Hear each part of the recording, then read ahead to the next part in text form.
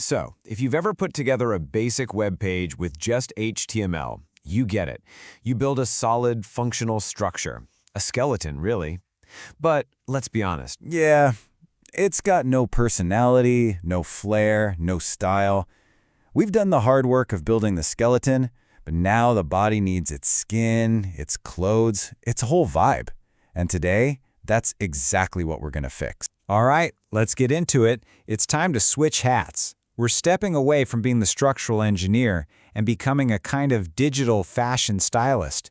We're about to learn how to give our website some much-needed beauty, a sense of order, and a real personality. So, welcome to the world of CSS. This right here, this is the fundamental partnership that makes the web look the way it does. HTML, as we know, gives us that raw skeleton, all the bones and the content. But CSS? CSS is the magic that dresses it all up. It adds the skin, the hair, the eye color, the clothes. It turns that boring structure into something you actually want to look at. Okay, so we know what CSS does, but what is it really? And what are the core ideas that make it so incredibly powerful? Let's take a look. CSS stands for Cascading Style Sheets. Now, Style Sheets is pretty straightforward. It's just a file or a set of rules where we write down all our instructions for how things should look. But what about that first word? Cascading. That's where things get really interesting. But before we even get to cascading, you gotta grasp this key concept, separating our content from our presentation. Seriously, this makes life so much easier. Think of it like this. The architect, that's HTML, builds the house. Then a totally different person, the decorator, comes in with CSS to paint the walls and arrange the furniture. Keeping these two jobs separate keeps our code clean, organized, and way easier to manage down the road. So, back to that word, cascading. Here's what it means. Imagine your styles are flowing downwards like a waterfall. You can apply a style to a big container, right? Like setting a font for the entire web page. All the smaller things inside, the child elements, will automatically inherit that style.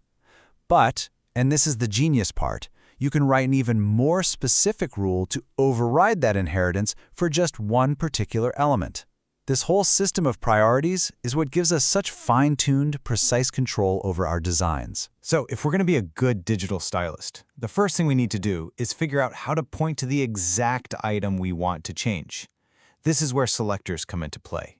They are the absolute essential tools for any CSS work. I mean, think about it. You can't just shout into the void, make it red. The browser is going to say, make what red? The main heading? One specific paragraph? A single word in that paragraph? Selectors are how we answer that all-important question. They're how we tell the browser exactly which element we're talking about. And we've got three main tools for the job. The broadest is the tag selector. You just say, hey, paint all paragraphs blue. Simple. For more precision, use an ID selector. An ID is like a car's license plate. It has to be completely unique. There can only be one of them on the entire page. But the real workhorse, the one you'll use all the time, is the class selector. A class is like a reusable sticker.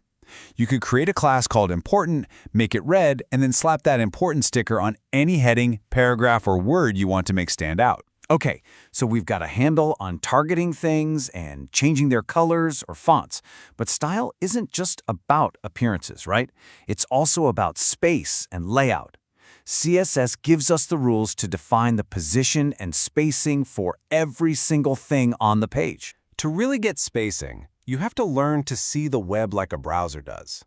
And for a browser, every single element, a heading, a picture, a block of text, is secretly living inside its own invisible rectangular box. This idea is called the CSS box model, and understanding it is the key to controlling the personal space of everything on your screen. And each box has 4 layers, kind of like an onion. Let's build it from the inside out. Right at the core is your content, the text or the image. Wrapped around that is padding, which is basically breathing room inside the box's walls. Then you have the border itself, which is the visible frame. And finally, on the very outside, you've got the margin. Think of the margin as the element's personal bubble, pushing other boxes away. Seriously, master these 4 layers, and you've basically mastered layout. So, once we have all these boxes, how do we arrange them? Well, we have 2 incredibly powerful tools for that. First, for one-dimensional layouts, we have Flexbox. The best analogy is a magic bookshelf. It's perfect for neatly arranging items in a single row or a single column. Think navigation bars. But when you need to control two dimensions at once, rows and columns, you reach for grid. If Flexbox is the bookshelf, grid is the entire photo gallery wall, letting you create complex, full-page layouts with total precision. Okay, let's bring this all home. We've taken a journey, right? We've gone from a totally bare-bones structure to a fully styled page, all by putting on our digital decorator hat and using these amazing CSS tools. I mean, just look at how far we've come. We started with that sad, soulless HTML skeleton. Then we used selectors to target the exact pieces we wanted to style. We gave every element its own personal space using the box model. And finally, we arranged everything into a beautiful, coherent layout using Flexbox and Grid. We have officially completed the transformation. We've created a well-dressed, stylish page. So here we are. Our page has solid structure from HTML, and it's got amazing style from CSS. It's kind of like a perfectly dressed mannequin in a fancy store window. It looks fantastic, but it's static. It's just standing there. It's lifeless. So what's the next step? How do we make it interactive? How do we make those buttons actually do something when you click them? In other words, how do we bring this mannequin to life? Well, that is exactly where we're headed next. Thanks for sticking with me on this one.